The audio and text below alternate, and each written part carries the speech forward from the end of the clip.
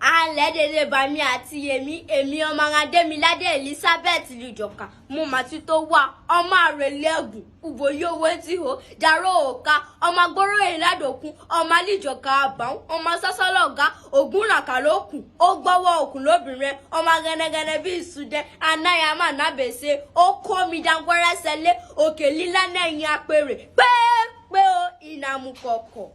Saru se meti for èdè yìí jẹ́ yọ̀ngá tẹ́ àbámi yẹ̀mí mà súnṣẹ́ tẹ́ o àwọn ọkọ mi ní èdè yìí mẹ́fọ̀ yìí ni àjọ dédé bami àti yẹ̀mí mẹ́bẹ̀rẹ̀ ni jí akọ àwọn ọmọ wọn ní èdè àṣà àti ìbílẹ̀ torí pé àgbàlagbà fọ̀ pé ọ̀nà yóò bá ti gbàgbé ulé èdè àṣà àti ìbílẹ̀ pé àpò òyà òun màgbé kọ̀ọ̀rọ̀ yìí.